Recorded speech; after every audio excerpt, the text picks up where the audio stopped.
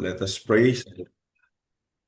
We give you thanks, Lord Jesus, for this evening, for the wonderful day, even though naulan, but you give us the opportunity na makapag-review it under Miss Mariana Polito po. We ask for your wisdom and knowledge na ma-impart po sa amin yung previous na pinag-aralan namin, and then it's a new learning. And then alam po namin na you will give us strength, knowledge na 100% na makapasa po sa lahat na nag-review. In your mighty name, Lord Jesus Christ of Nazareth. Amen.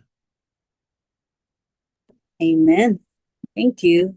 So let's continue from where we ended last time. So let's see. Kasi kailangan makompleto natin yung framework lang, no? So before I discuss tomorrow yung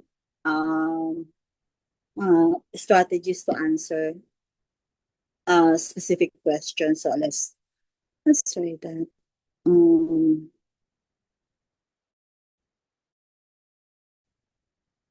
Saan na ba yan? Okay. So, ito yung last. I think this was the last slide last time. I gave an overview on this one.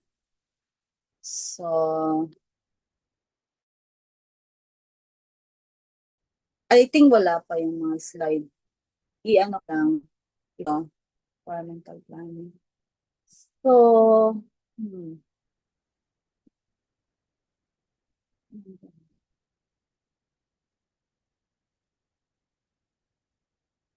collaboration. Ito. Okay. Well, we all know.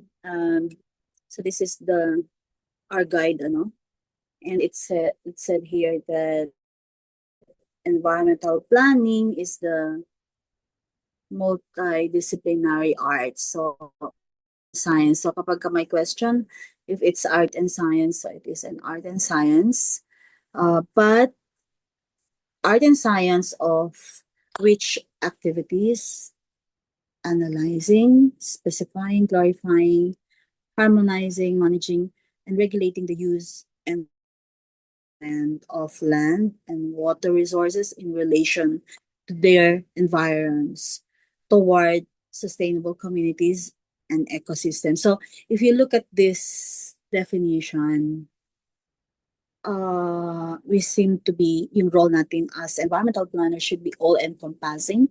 It means that we are dealing with the art of it, or art of planning, and the science of planning, but the whole range of from analyzing to specifying, clarifying, etc.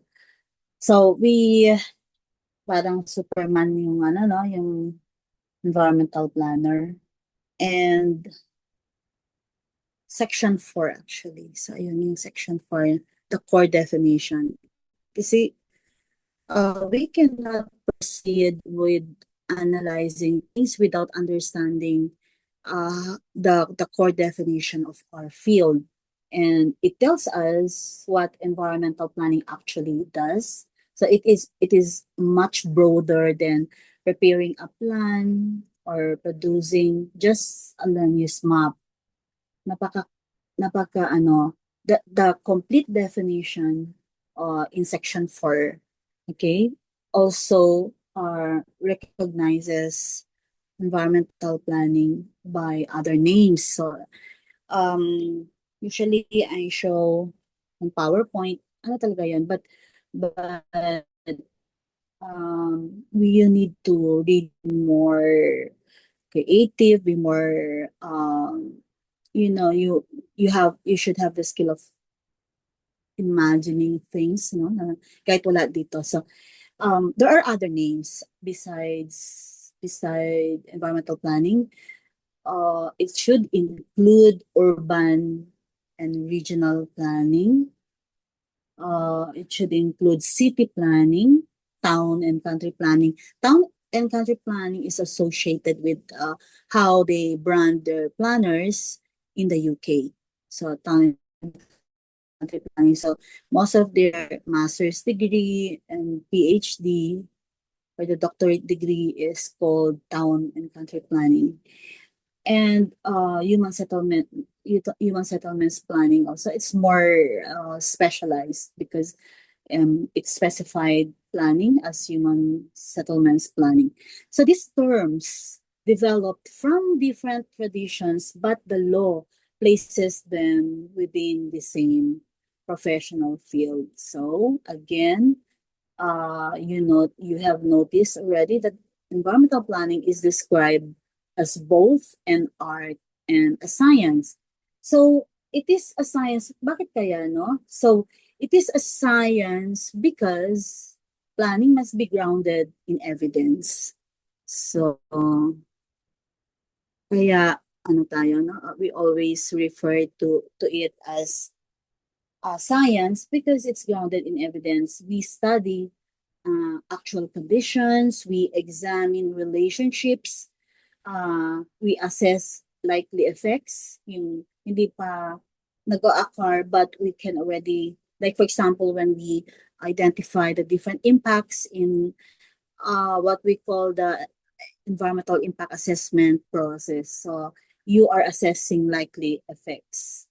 And that's why it's a science. And then we compare possible courses of action. So our recommendations must have a factual and technical basis, and that's why it's a science. But planning is also an art because evidence does not actually produce a decision. The planner still has to exercise judgment. We often work with incomplete information, di ba? Like for example, when we are consultants and we have a contract to to produce a comprehensive land use plan, and we know that it's a long-term planning work.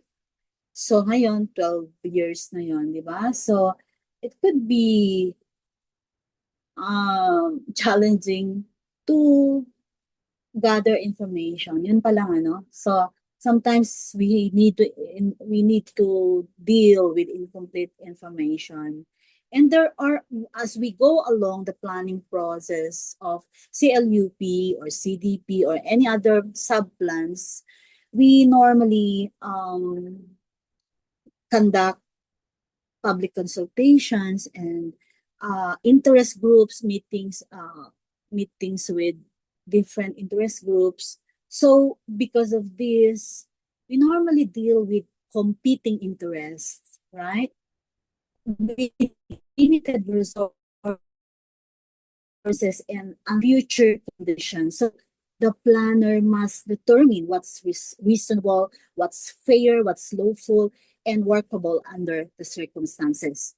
So to analyze, indeed, this is a very challenging. Kailangan may analytical no? So you should have developed analytical skills, critical thinking skills. So analyzing. So to analyze is to understand the situation before proposing a solution. Hindi ka naman kaagad makapagbigay ng solution without analyzing it. So we examine. So anong ibig sabihin nun? We examine what is happening, why it is happening, and who is affected. So to specify here is to make the planning decision more definite. Okay, specify. So meaning we identify the appropriate use, location, standard, boundary, condition, or restriction, among others. And clarifying here, to clarify is to remove ambiguity. So anong ibig sabihin nun? This is especially important when different agencies, different sectors, or stakeholders have different interpretations of the same issue. Diba? Parang lang din, parang impeachment trial lang din. Ang daming interpretations. Ganun din sa planning. We have different interpretations of the same issue. So, to harmonize, okay, Isahin natin ito so that mawala yung ambiguity. So harmonizing is to harmonize is to reconcile competing requirements, di ba? During public consultations, iba-iba yung gusto ng mga ano natin, ano, mga yung nag-attend ng ating meeting. So, we need to reconcile competing requirements. So it does not mean that everyone will get everything they want. It means finding a defensible arrangement among development needs, environmental limits, public safety, private rights, and the public interest. So it's all about public, you know, uh, it's for the best interest, di ba? Or it's for the best interest of the public. So, di ba, Bill of Rights, di ba? May isip natin yan. To manage here is to carry the decision into implementation, okay? Planning does not end when a document is approved. Programs must be carried out, responsibilities assigned, resources provided, and results monitored. So, you don't want your plan to gather dust and hindi naman na-implement, di ba? So, there are many shortcuts, especially if planning becomes political. So, to regulate, okay,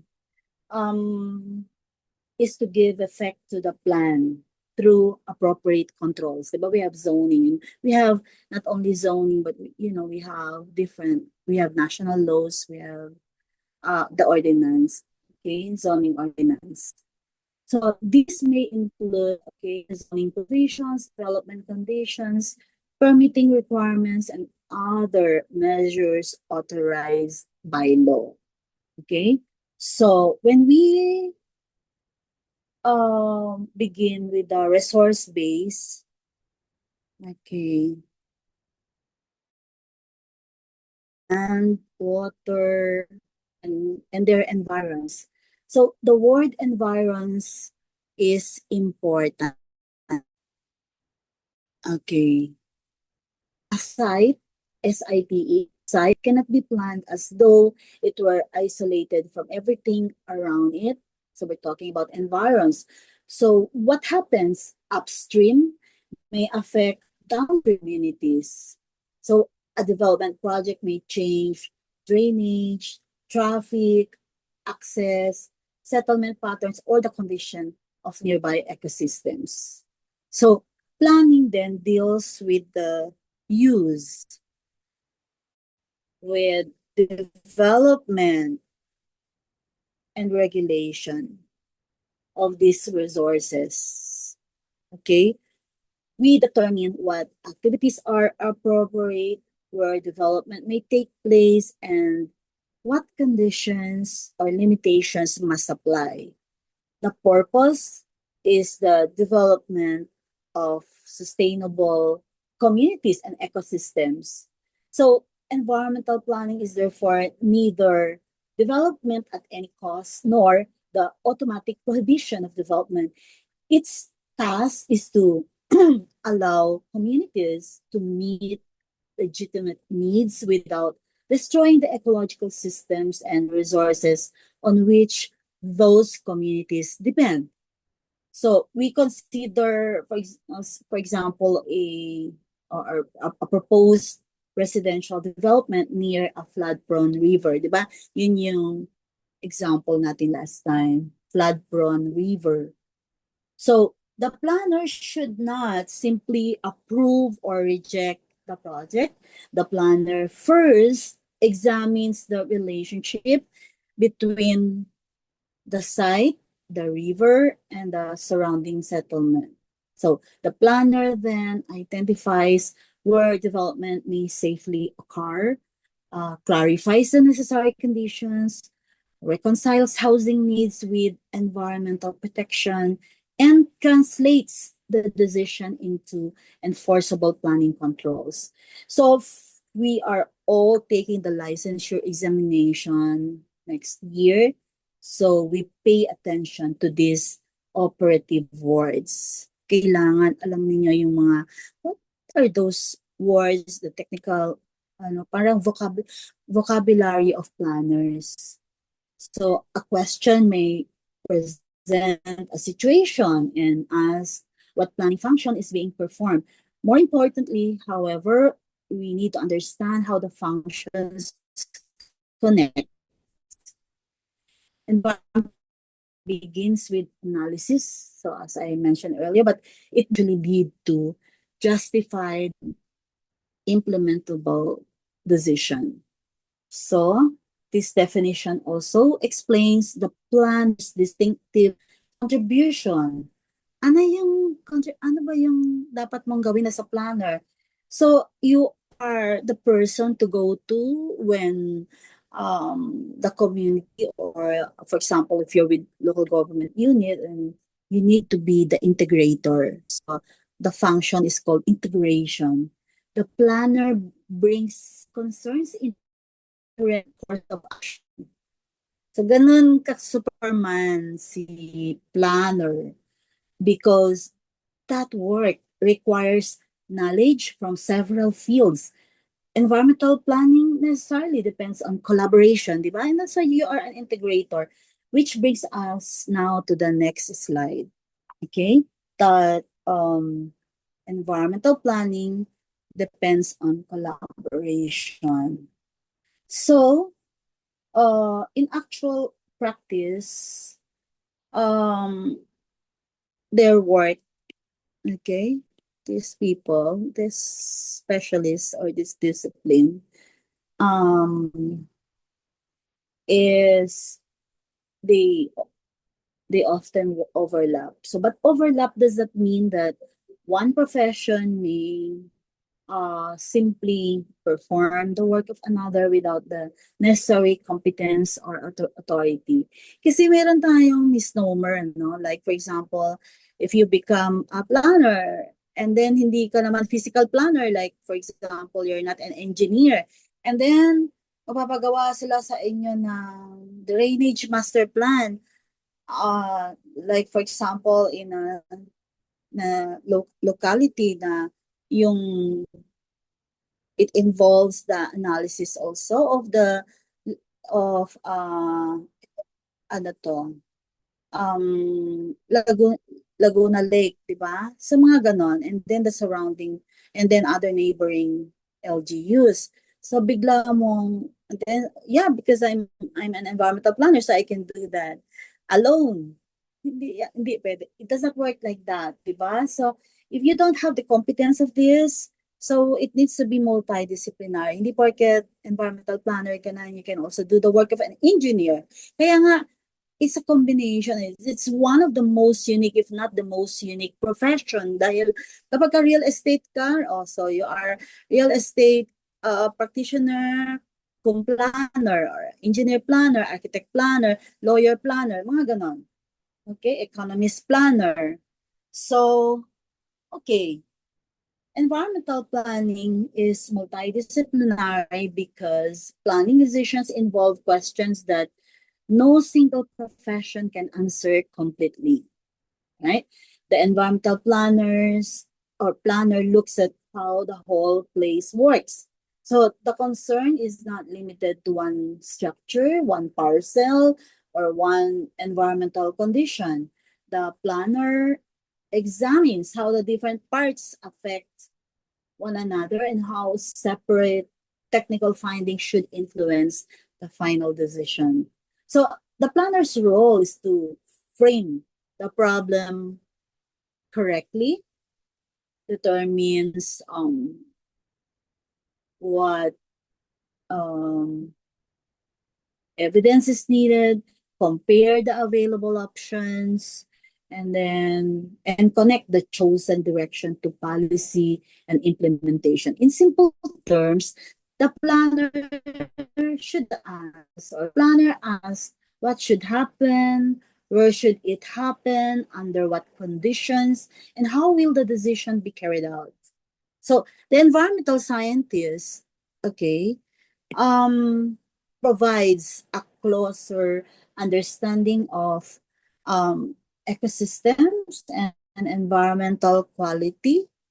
So this may involve examining ecological conditions, environmental processes, and the likely effects of a proposed activity. So the scientist helps explain what may be damaged, altered, protected, or restored. Okay, so civil engineer focuses on the safety and performance of infrastructure. The engineer determines whether a proposed facility or system can function safely and reliably. So the engineer also considers whether it can be constructed and maintained with realistic technical and financial limits. How about the architect or landscape architect?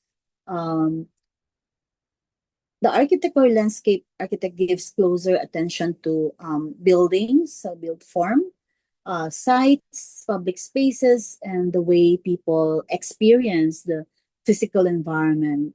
Planning may establish the intended use and general spatial arrangement, but design translates those intentions into functional and livable spaces. The environmental manager is not really that yung in an exam, but the environmental manager is particularly important during implementation.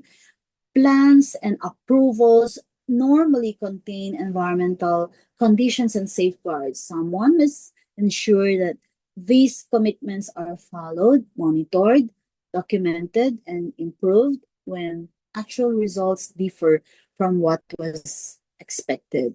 So when let us apply these roles, for example, to a flood-prone barangay, di ba? Yun yung example natin. So we need to be consistent with our example. The environmental scientists may examine the condition of the river system and the environmental effects of the proposed intervention.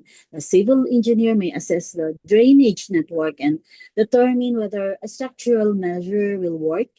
The architect or landscape architect may develop a site arrangement that improves access, open space, and water-sensitive design, while the environmental manager may oversee compliance with the required safeguards during construction and operation. So how about the environmental planner? You must be waiting what I need to tell you about the environmental planner's role. So the environmental planner brings these findings into a common decision. The planner asks whether the proposed intervention addresses the actual cause of flooding, whether it will create new risk elsewhere, whether affected communities have been considered, and whether the local government can implement and sustain it. This does not mean that the planner changes the engineer's calculations or substitutes personal judgment for scientific findings. The planner's task is to understand what those findings mean for the wider planning decision. For example, a flood wall may be technically feasible, but technical feasibility alone does not establish that it's the best planning response. So the project may affect access, surrounding land uses, river behavior, community safety, or future developments. Those concerns must be examined together before the local government commits public resources. So this is the planner's distinctive contribution. Again, what is that? Integration. Okay. So the planner connects technical evidence, public concerns, legal requirements, ano pa ba, spatial implications, and implementation capacity into one defensible course of action. So collaboration, therefore, okay? Collaboration does not remove professional accountability. Each specialist remains responsible for work within his or her field. The planner, meanwhile, remains accountable for the quality of the synthesis and the soundness of the planning recommendation. So for your licensure examination, you pay attention to the main concern of each profession. If the issue is ecological condition, we generally look to environmental science. If the issue is infrastructure performance, engineering becomes central. If the concern is the physical form and use of a site, architecture or landscape architecture may take the lead. So when the question requires the different findings to be reconciled into a spatial or policy and implementation decision, that's where the environmental planner's integrative role becomes most evident. Because specialist findings may change how we understand the problem. The planning process cannot be treated as a one-way sequence. So we may have to return to an earlier step, reconsider an assumption, or develop another alternative. So alternative solution is very important to planners. That brings us to the next slide here, that planning is an iterative process. So it's iterative. So what do we mean by all this? So I really want you to understand, okay, that different institutions may use different terms, combine some stages, or arrange them slightly differently. What matters is the underlying logic, that we define the problem, okay? We define the problem and then understand it, determine where we want to go, consider possible responses, make a justified choice, okay, just choosing, and learn from implementation, okay. Now, the process here is shown in sequence 1, 2, 3, 4, 5, 6. Because each stage builds on the previous one, but it is not a one-way, as I said, not a one-way checklist here, because planning rarely proceeds smoothly from the first step to the last without returning to an earlier decision. So we begin by framing the problem. So parang sa research, di ba, yung generic research natin, that we need to find so what the issue is, so the scope, and who are the stakeholders. So we are framing the problem. So framing means deciding what the issue here, what issue we are actually trying to address. It also establishes the scope of the planning work and identifies the people or institutions that must be involved. So balik tayo doon sa flood, in our flood case, di ba? A narrow framing might be, where should the barangay construct a drainage canal? So that question already assumes that a drainage canal is the answer. But a more appropriate planning question would be, why is this area flooding, or who is most affected, and what combination of measures can reduce the risks? So this framing allows us to examine the problem before committing to a particular project. So once the issue has been framed, we try to understand. We try to understand it. So this is where we establish the baseline. So let me clean this one. So we need to establish the baseline when we try to understand, di ba? That we determine the existing conditions, examine the causes of the problem, and look at how the situation is changing over time. So we are talking about trends. So for the flood-affected barangay, we need to know where the water came from, how long it remained, which areas were affected, and whether the flooding resulted from drainage failure, or was it land use change, or is it pertaining to inadequate maintenance, or is it about extreme rainfall, or some combination of these conditions. So the purpose is to distinguish the visible symptom from um, the system producing it. Mud and MUD, okay? Putik, mud and debris are evidence that flooding occurred, but they do not by themselves explain why it occurred. So the third stage is setting direction. Once we understand the problem, once we understand the problem, um, we decide what the plan is expected to accomplish. So a general intention, such as solve the flooding problem, is too vague. You know, when we need to solve the flooding problem, especially with the controversies these days, di ba? It's too vague. So the direction, kapag yung parlance natin, ano, yung language of environmental planners, the direction should be clear enough to guide the development and evaluation of possible responses. So the barangay may aim to reduce the exposure of residents, yun muna. Then protect critical access routes, avoid transferring floodwater to another area, and ensure that the proposed response can be maintained by the local government. So these desired results become the basis for evaluating alternatives later. So the fourth stage is developing alternatives and strategies. So planning requires genuine choices. If only one project is presented, there's nothing to compare, and very little planning has actually taken place. So back to that flood problem, the alternatives may involve improvements to drainage, better maintenance, or land use controls, protective infrastructure, early warning measures, or a combination of structural and non-structural responses. So the alternative should address the identified causes, not merely the most visible damage.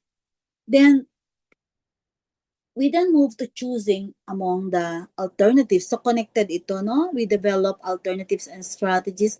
Then it's time to choose.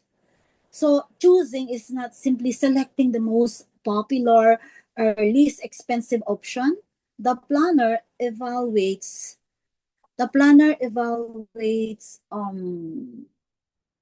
how well each alternative meets the agreed objectives and criteria. So the decision must also consider who receives the benefits, who bears the cost or risks, and whether the proposed measure is lawful and implementable. So the chosen alternative must be identified. Our recommendation is defensible when another person can examine the evidence and understand why that option was preferred. So the final stage is action and learning. The plan now moves into, so it means the plan now moves into implementation. Responsibilities must be clear, so actual results may confirm our assumptions, or they may show that something was overlooked. A drainage improvement may work during ordinary rainfall but fail during a more severe event. So a land use control may be sound on paper but poorly enforced. A project may reduce flooding in one location while worsening it somewhere else. So monitoring and evaluation. Okay, let me clean this one.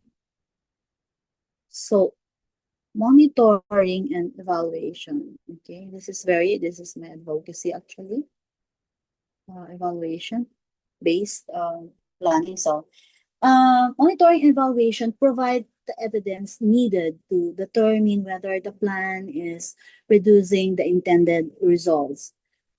If it is not, we return to the appropriate earlier stage. We may have to revise the strategy, reconsider the selected alternative, collect additional evidence, or even reframe the original problem. So this is what makes the process iterative. An iteration is not an excuse for endless study or indecision. A plan still has to lead to action. Dito pa rin, no? It simply recognizes that planning decisions are made under changing conditions and that responsible planners must be willing to adjust when evidence shows that an earlier assumption or decision is no longer valid. So again, because we are taking the licensure exam, the EPLE in 2027, we should remember both the sequence and the relationships among the stages.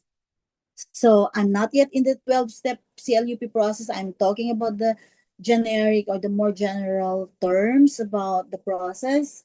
So we just need to remember both the sequence and the relationships among the stages. So a common error is to choose a project before understanding the problem.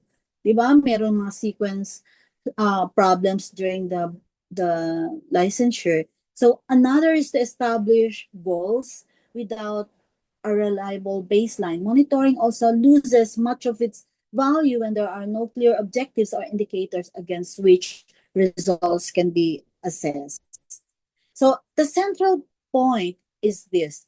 Planning is a disciplined process of making a decision, acting on it, observing what happens, and improving the response. So, okay. Here, it said evidence for prescription. So, always going back to evidence. So, it should evidence-based. Our strategies should be evidence-based. Our solutions should be evidence-based. So, what it meant, or it means diagnosing the problem correctly. So it addresses indeed one of the most common weaknesses in planning, that a solution is proposed before the problem has been properly diagnosed. May sagot na sa tanong na hindi nag-e-exist, or may nag-e-exist na problem but the planner or even non-planners begin to provide solution without really having to, if or before the problem has been properly diagnosed. So the statement here, the barangay floods every year, describes a visible and recurring condition. It does not yet explain why the flooding occurs. Wala pa. More importantly, it does not tell us what intervention will address it. So if we immediately recommend a drainage project, ganon, or a flood wall, or dredging kaagad, talagang dredging kaagad talaga without study, ganon naman ang nangyari sa DPWH, di ba? Excuse me to some people here who are from DPWH, pero the absence of a study in each project. Kagad meron sila, ito na yun, flood control. Di ba? Hindi mo pa yan ba talaga yung solution? Or yan ba talaga yung di ba? So walang match, di ba? So we need studies, di ba? Sinong gagawa doon? Hindi lang naman planner So multidisciplinary. Pero may design na kaagad, wala pa namang study, So that's our problem talaga. Yun dapat yung nakatutok sa atin, Yun tututukan. Okay? Because when the barangay floods every year describes a visible and recurring condition. Okay? So, may dredging kaagad or relocation kaagad, we are already prescribing a solution without establishing the cause. The factors shown here are therefore not conclusions. So, hindi dapat conclusive, There are possible explanations, but but it has to be investigated. So heavy rainfall, maybe the immediate trigger. Meron trigger din yan, ano? Ginagamit na terminology, but rainfall alone does not explain the extent of the damage. So the area may have lost natural um, flood storage capacity. Local drainage may be obstructed or undersized. Di ba nangyayari yan? Ano, lalo na sa mga barangay. I'm not really sure bakit naging gano'n, ano, naging implementation pan na yung barangay. So, ano ba yon? Development may have increased runoff, isa pa yon, di ba? Or more households and public facilities may now be exposed, or maintenance and enforcement may also be weak. Okay, so several of these conditions may be operating at the same time, and this is why we refer to a possible causal system rather than a single cause. So, di ba, madami kang tools na pwedeng naiisip dyan. And this is why we refer to a possible causal system rather than a single cause that I mentioned, that environmental development problems are rarely produced by only one factor. So the planner must understand how the factors interact and which of them can realistically be changed. So it's also useful to distinguish hazard. So the households, roads, public facilities, and economic activities located in the affected area represent exposure, vulnerability, concerns the conditions that make some people or assess more likely to suffer serious harm or less able to recover. So, for example, two communities may experience the same rainfall but suffer very different consequences. So, do you believe that? Because their drainage, settlement pattern, housing conditions, access routes, and institutional capacity are different. Di ba? Hindi naman makapantay yun, di ba? So, the evidence domains here help us avoid looking at the problem from only one angle. Spatial evidence. So, the spatial evidence tells us where the flooding occurs and what's located within the affected area. It allows us also to see whether the problem follows a drainage path, a low-lying area, a river corridor, or a particular land use pattern. So environmental evidence helps us, you are on the second item. Environmental evidence helps us understand how water moves through the area and how the proposed intervention may affect surrounding ecological conditions. So hydrology is especially important here, although the required analysis may involve engineers and other technical specialists depending on the question.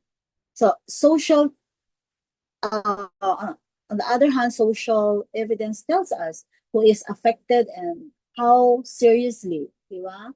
We should know that. And a flood map may show the extent of inundation, but it will not automatically tell us which households have limited mobility, insecure tenure, or poor access to services, or little capacity to recover. How about economic evidence? It helps us understand what may be lost, what the proposed intervention will cost, and whether the benefits justify the resources required. It also helps us identify whether a project intended to reduce flood risk might disrupt livelihoods or create new financial burdens. How about legal? See, that's why we have environmental laws, planning laws. Legal evidence defines what the local government and other institutions may lawfully do. So we have land use controls, easements, permits, property rights, and agency mandates may determine whether a proposed measure can actually be implemented. While institutional evidence tells us whether the responsible organizations have the authority, staff, budget, data, and coordination arrangements needed to carry out and maintain the intervention. So these evidence domains, okay, um, are connected. A technically sound project may fail if the implementing agency has no maintenance budget. A legally valid, so I'm trying to make a connection now, a legally valid land use control may have little effect if enforcement is weak. A project may reduce physical risk but still be unacceptable if it places an unfair burden on a particular group. So the purpose here is not to collect every possible piece of information before acting. Planning decisions are often made under time and resource constraints. The task is to identify the evidence that's material to the decision and sufficient to test our main assumptions. And so we should also use more than one source when possible. Official records may be incomplete, the community accounts may reveal conditions that are not reflected in existing maps on reports. So this is where public consultation becomes, significant. Field observation may confirm or challenge what the available data suggests. So when different sources point to the same conclusion, then we can say our diagnosis becomes more credible. So, said here, good data do not replace judgment. They make judgment feasible and defensible. So, yeah, it can tell us what's happening and may help explain why they do not automatically decide which objective should receive priority, which trade-off is acceptable, or what level of risk the community should tolerate. Those questions still require professional judgment and public decision making. So evidence makes that judgment visible. It allows us to explain why we accepted one interpretation, why we rejected another, and why the recommended action is reasonable under the circumstances. Suppose the local drainage is blocked. So, madali yung intindihin, ano? Ano talaga yung, what should be running in your mind when local drainage is blocked? So, clearing it, na black, so i-clear mo. So, clearing it may provide immediate relief.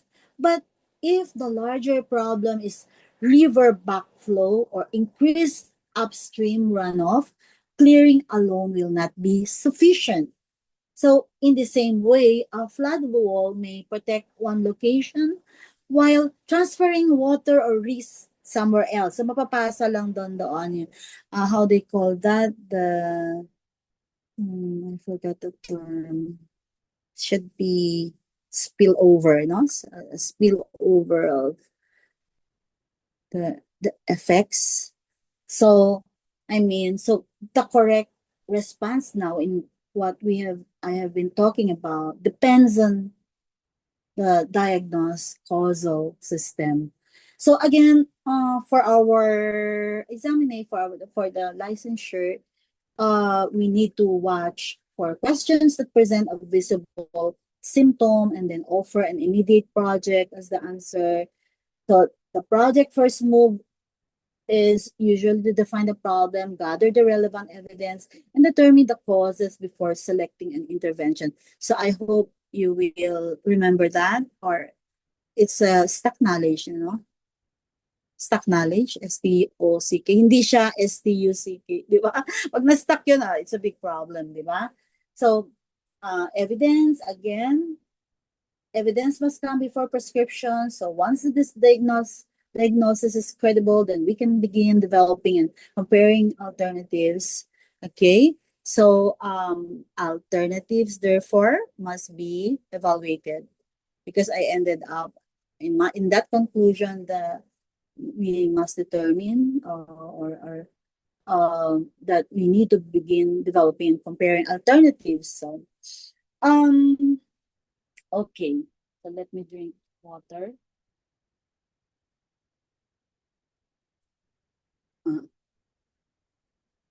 Now, once the problem has been diagnosed, the next task is to develop genuine alternatives. An alternative is not simply another version of the same project. Di ba? Alternative nga eh, so it must be different, di ba? It must be just copying, ano, or duplicating. If the choices are a large flood wall, a smaller flood wall, di ba? Large flood wall versus a smaller flood wall, hindi rin alternative yan. Alternative in some sense, but or a flood wall built in phases, we have not really examined different planning approaches. So we have only varied one proposed solution. Maliit, malaki, small, medium, large, ganun ba yan? So planning alternatives should represent meaningfully different ways of addressing the problem. So we should also compare packages of action rather than isolated projects. Flooding is usually produced by several interacting conditions. A single intervention may address one part of the problem while leaving the other causes untouched. So the first package here, we can see structural defense. Okay. It relies mainly on physical works, um, rather than or ito. So physical work like flood wall, pumping facilities, and drainage improvements or upgrade. Okay, so this approach may provide relatively direct protection to a particular area. It may be appropriate and critical facilities cannot easily be moved. Level of risk justifies major infrastructure. Okay, but structural protection also has limited structural protection also has limitations. It requires one, it requires regular maintenance and competent operation.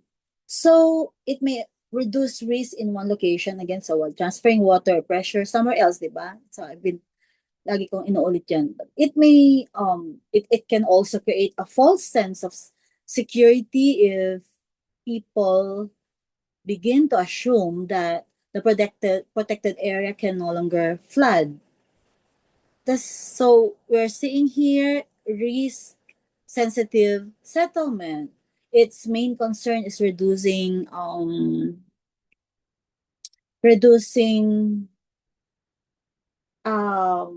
exposure, kita natin exposure and vulnerability rather than attempting to control water entirely.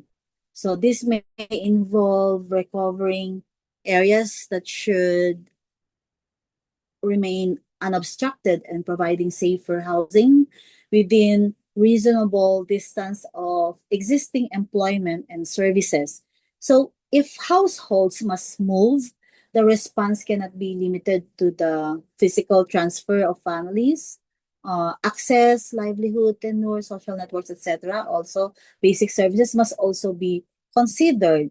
So this alternative will reduce long-term exposure, but it is socially and institutionally demanding, right?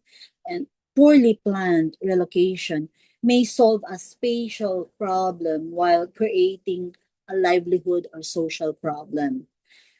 The third package here addresses watershed and land use conditions.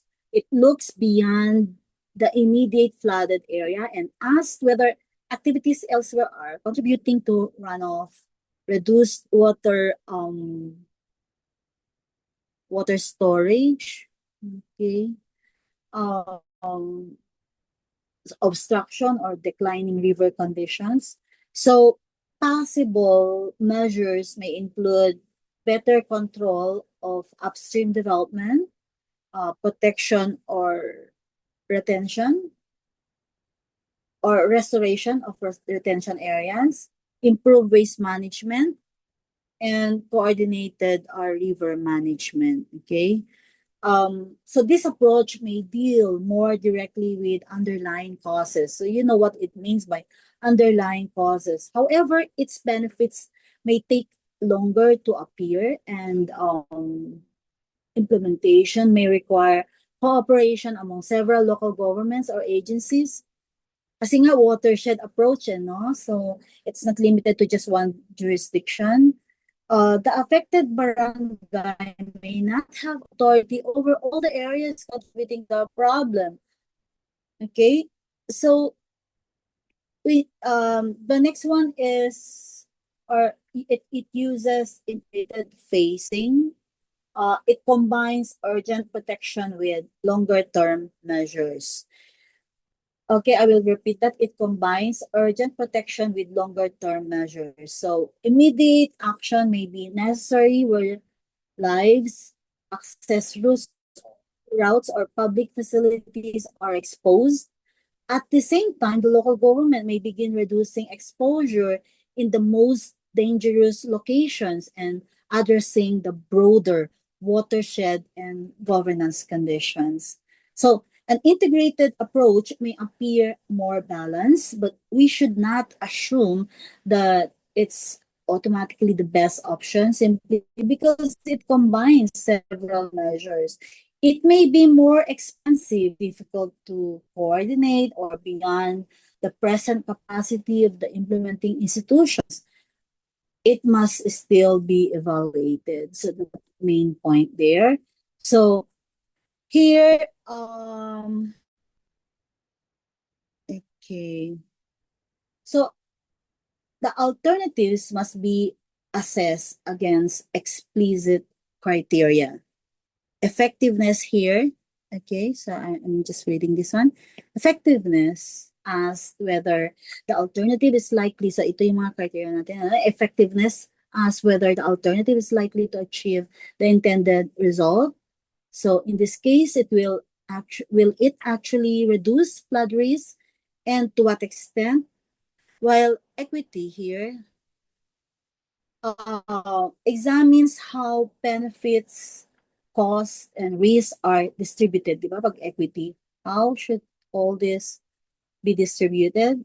I'm talking about benefits, the costs and benefits, and the risks.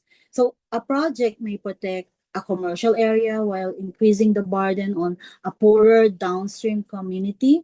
So that may technically or that may be technically effective for one location, but inequitable from a broader planning perspective. So I hope you understood that. While environmental integrity considers whether the intervention protects or undermines ecological functions, a measure that reduces flooding but severely damages the river system may create another long-term problem. So feasibility is broader than engineering feasibility. We must consider whether the alternative is technically workable or financially supportable or institutionally manageable and capable of being maintained. Okay, while resilience here as a criteria as whether the measure can continue to perform under changing conditions. So, di ba? Madali lang siyang, halimbawa, it will be asked in the board exam. So what's the meaning of resilience? So one, A, B, C, D. And it's comparable to people, when you talk about, sino bang mas resilient, si Pedro or si Juan? When ito yung context na pinag-uusapan pa ng ganun. So resilience, it's the same thing that it it asks whether the measure can continue to perform under changing conditions. So an intervention designed only for past rainfall patterns may not provide adequate protection in the future. While legality concerns authority, compliance, property rights, dami, easements, permits, consistency with applicable plans and regulations. So a desirable proposal cannot be implemented properly if the responsible institution lacks legal authority or if the measure violates existing requirements. Then how about acceptability? So acceptability concerns whether affected communities and responsible institutions can reasonably support the alternative. So this does not mean that every stakeholder must agree. It means that legitimate concerns have been considered and that the decision can be explained and defended. So this criteria may be organized through a multi-criteria analysis. Meron tayong sinasabi na, meron tayong dedicated lecture on GAM. It means that the goals achievement matrix. Goal.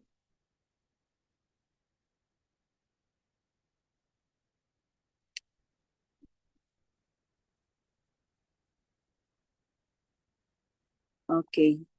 So, goal achievement matrix. So magkaroon tayo ng lecture on that. So it's also called a multi-criteria analysis. So the purpose of the tool is to make the to make the comparison transparent. Okay, so however, assigning numbers does not make the decision automatically objective. So I'm talking about the GAM scale that merong ina-assign ng numbers or rating. So the selection of criteria, meron kang i-assign na weights assigned to each of this criteria and the scores given to each alternative because you are rating each alternative. But they still involve judgment. So those judgments must be clearly explained. So it's also useful to conduct sensitivity analysis, di ba? Yung meron tayong sensitivity analysis. If, for example, if a small change in the weight of one criterion completely changes the ranking, so the third option may not be very robust. The decision maker should know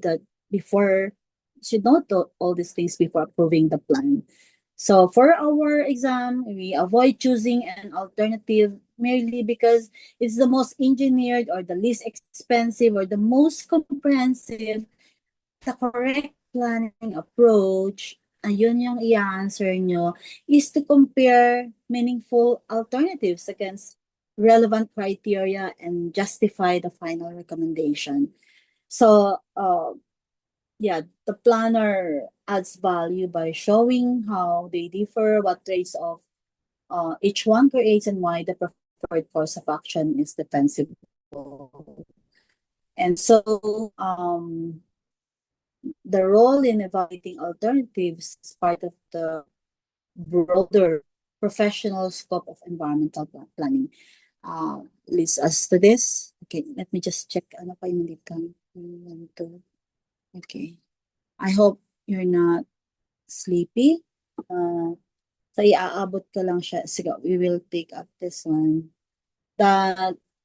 We are now, di ba kanina ay section 4. So,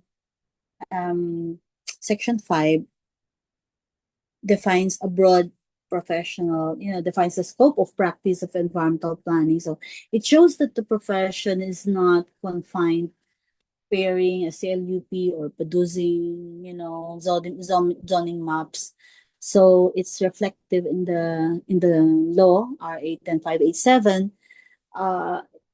The law recognizes several forms of professional service. So these include technical consultation, technical advice, okay ba yun plan preparation, capacity building, and monitoring and evaluation of implementation. So,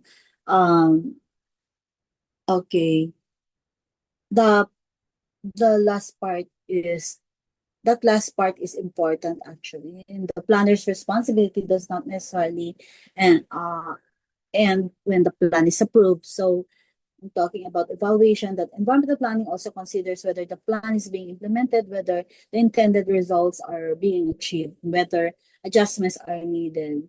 So one major area of practice is the preparation of plans and frameworks. So the law covers development plans, okay, physical framework plans. So meron tayong national, regional, and local development physical framework plan, and comprehensive land use plan. So gagawin lahat natin ito.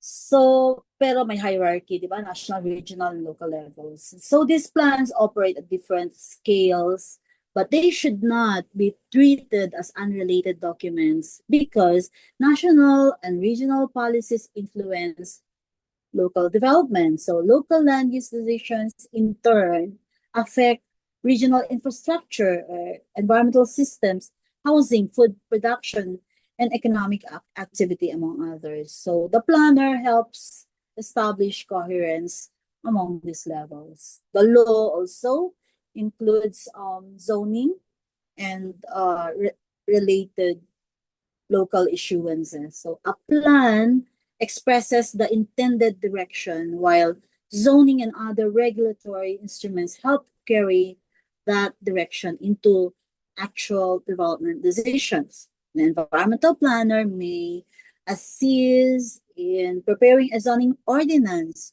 So, or preparing a development or development controls, codes, di ba? Madaming iba-ibang codes and related legal issuances. So, may environmental code, may tax codes, etc. So, however, the planner does not enact the ordinance. Hindi tayo yon. In the case of a local government, the ordinance must still pass through the legally prescribed legislative and approval process. So, this distinction is important. The planner provides because the planner provides the technical and planning basis, while the authorized government bodies exercise their respective legal powers in the legislature. So, environmental planning also covers the development of areas,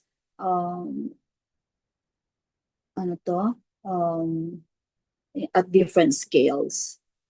So, the law refers to the planning and development of a barangay, municipality, city, province, region, or any portion or combination of these areas. It also covers sites, okay? Kaya meron tayong special area sa board exam, because it also covers sites intended for particular or special purposes. These may include housing, the housing developments, economic or ecological zones, tourism areas, and other estate development projects. So, site planning under RA 10587 considers the spatial arrangement of buildings, utilities, transportation, and communication systems. But this does not mean that the environmental planner automatically performs architectural or engineering design, detailed work reserved by law to another regulated profession. Must still be undertaken and signed by the properly qualified professional. The planner establishes the broader spatial logic, meaning how the parts of the site relate to one another, how the development relates to its surroundings, and whether the proposed arrangement is consistent with planning objectives, environmental limits, and applicable regulations. The scope also includes studies, di ba? I mentioned earlier, studies supporting planning decisions. So these may involve pre-feasibility studies, feasibility studies, environmental assessments like EIA, meron din tayong tinatawag na cumulative EIA, etc. TIAs, traffic assessment. Also studies of institutional, administrative or legal systems. So the environmental planner may lead or coordinate these studies when they relate to planning. However, the breadth of the subject does not remove the need for specialist input. So a feasibility study may require engineering, financial, economic, environmental, and legal expertise. So the planner's role is to ensure that the findings are brought together and interpreted in relation to the planning decision. Similarly, preparing an environmental assessment does not mean that the planner replaces every technical specialist required for a particular assessment. The nature, scale, and regulatory requirements of the project will determine the expertise needed. Another recognized area is capacity development, teaching, and review, like what we're doing. So R8 and 587 expressly includes curriculum, and syllabus development. Okay. For the environmental planning professions, also one area. Teaching in academic institutions and conducting review courses in environmental planning. So this is significant for us. A review course is not merely an informal activity outside professional practice. The law itself recognizes it as part of the environmental planner's professional scope. But that recognition also carries responsibility. Teaching and review must be accurate, current, ethical, and consistent with the standards of the profession.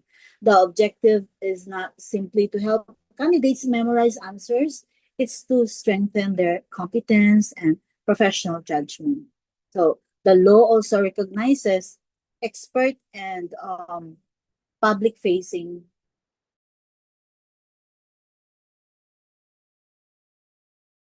public environmental planner may serve as a resource person, lecturer, expert witness, juror, or arbitrator in appropriate proceedings and public fora. An expert witness does not testify on every issue connected with a project. The planner should remain within the area of and should distinguish professional opinion from established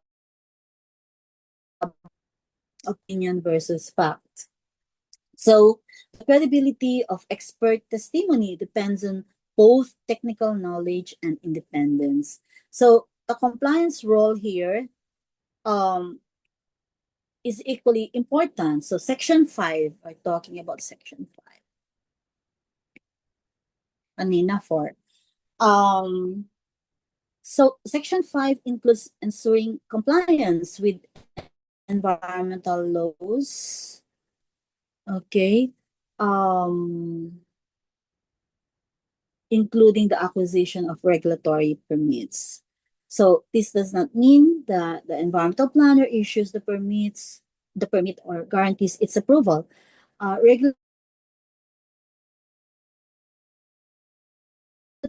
by law. The planner helps determine the applicable requirements. The planner also coordinates the necessary planning inputs and assists in ensuring that the proposal and its implementation comply with relevant conditions. So the broad good together with professional boundaries. So a broad statutory scope is not permission to perform work reserved exclusively to another profession. Environmental planning often requires collaboration with engineers, architects, lawyers, environmental scientists, economists, social specialists, and other professionals. So as I mentioned earlier, so each remains responsible for work falling within his or her competence and legal authority. So the environmental planner's responsibility is to connect their contributions to the larger planning decision. So an integrator. So how about section 5? Again, it also recognizes that professional practice changes over time. Okay, we must understand that it allows the PRC or subject to PRC approval, or it allows the Professional Regulatory Board or PRB subject to PRC approval to add, exclude, or revise activities as needed to respond to developments in the profession. So for our licensure examination, we have to remember that the scope covers more than plan preparation. Ito na lahat yan, ang dami, ano? But not limited to, kasi meron pang mga sub-items falling under each of this.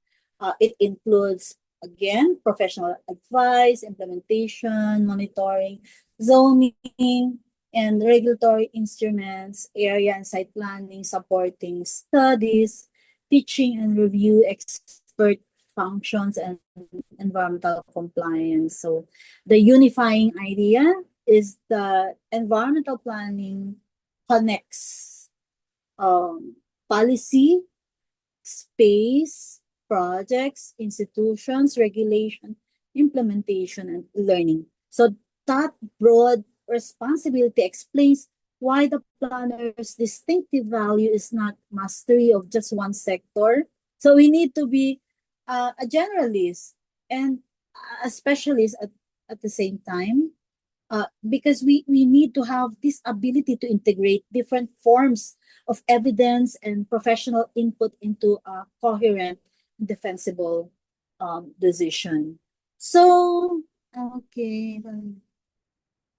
Okay, maybe we can continue tomorrow. I'll not take you any longer here. Kailangan I need to give you some time to understand. But Jen can already pause this slide para maka-advance lesson na kayo kasi konti na lang, okay?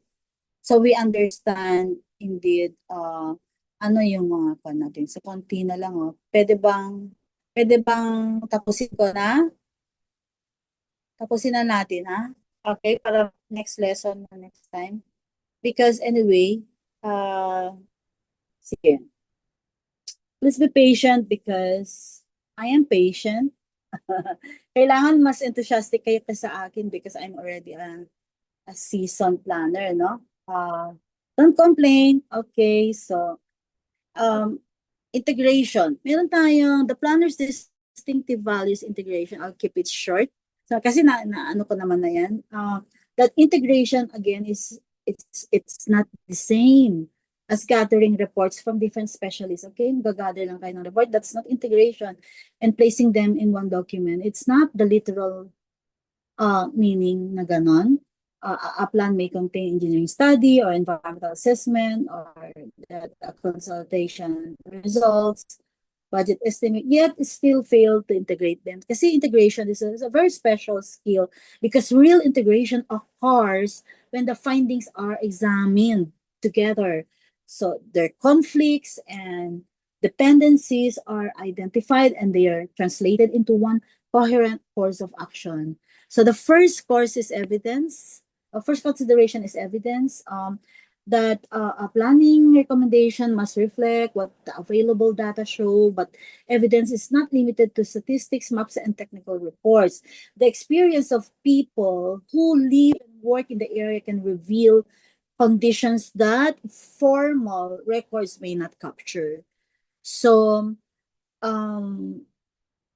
lived experience, lived experience should not replace technical evidence, and technical evidence should not be used to dismiss lived experience. So the planner considers both, checks whether they agree or differ, and determines what those differences mean for the decision. And next consideration is stakeholders, that planning decisions affect people differently. Some receive the benefits, others may carry the cost, some lose access to land, or some experience displacement or face new risks. So the planners must therefore ask who is affected, who has the legal authority to decide, and whose voice may be missing from the process. So you need to they identify all those voices. And participation is not complete merely because of a meeting was held. The important question is whether these concerns, of affected groups were understood and considered in the decision. That is more important than anything else. And that a proposal must be consistent with applicable laws, ordinances, permits, and institutional mandates. So again, I should say that para maintindihan natin, or we can put everything. We we we become very familiar, and always all these facts or always at our fingertips, ano, hindi natin makalimutan. So legal compliance also, or so I mean the planner must understand what's required, what's allowed, and what's restricted. Then legal compliance, however, is not the only test of a sound plan. A proposal may be legally permissible but still environmentally damaging, socially inequitable, and difficult to implement. And the law establishes the boundaries within which professional judgment must operate. So planning also has a spatial and design dimension. Okay, tapos na yan. What do we mean by that? That every policy or investment eventually affects a place. Diba? So the planner must determine where activities should be located, which areas should be protected, where risks should be avoided, and how different land uses and infrastructure should relate to one another. So this is where separate sectoral concerns become a spatial decision. Housing, transport, economic activity, environmental protection, and public facilities all compete for limited space, diba? So the planner must develop an arrangement that responds to their relationships rather than treating each sector independently. So kaya tayo collaborator, integrator. So a plan must also confront questions of budget and delivery. So a technically desirable proposal is not yet implementable until responsibilities, resources, and timing are clear. So the planner must know which institution will act, what is expected to deliver, how the work will be financed, and when the results should be achieved. But this does not mean that the planner personally controls the budget. It means that the recommendation must be grounded in the actual capacity and authority of the institutions expected to implement it. Monitoring and evaluation. So, monitoring and evaluation. Okay. Complete the process. Okay? Baka itatanong yon. It means that the plan should identify what results are expected, how progress will be assessed. So monitoring and evaluation tells us whether implementation is proceeding as intended, because evaluation helps us determine whether the intervention is actually producing the desired change and why the results occurred. So this requires more than counting completed activities 1, 2, 3, 4, 5, but constructing a drainage, for example, drainage facility is an output. So the more important questions are whether flood depth and duration were reduced, whether critical access remained open, and whether risk was transferred to another area. So these are the questions that we need to provide answers to. So monitoring evaluation, therefore, connect implementation back to planning. They provide the basis for correction, adaptation, and future decisions. So, and when we return again to that flood-affected barangay na sound example natin, the evidence may show that drainage is inadequate, but residents may also report that flooding became worse after development in a nearby area. So can you Imagine that. So existing regulations may protect certain easements while the local government may have limited capacity to enforce them. So a technically preferred intervention may require land that is occupied or may cost more than the available budget. So the planner now bring these facts into the same decision. The recommendation may therefore involve immediate drainage clearing, targeted infrastructure improvements, stronger land use controls, and phased action in the most exposed locations. So responsibilities, funding, and expected results must be identified from the beginning. So the final recommendation is not simply a compromise among competing opinions. It should be a reasoned response to the diagnosed problem, supported by evidence and capable of implementation. So integration also does not mean that the planner personally makes every decision. Elected officials, legislative bodies, property owners, and other authorized institutions have their respective roles. So the planner, pero importante talaga yung role ng planner because the planner provides the technical and professional basis that allows those decisions to be made responsibly. Okay? So, accountable, alam na ba natin lahat yan siguro? So, let me just leave you into this one. Also, okay. So, we will, okay, sige, itatakal ko ito tomorrow. Okay, so I think I need to stop here. I stop screen sharing. And so we can get back to photo documentation by Jen.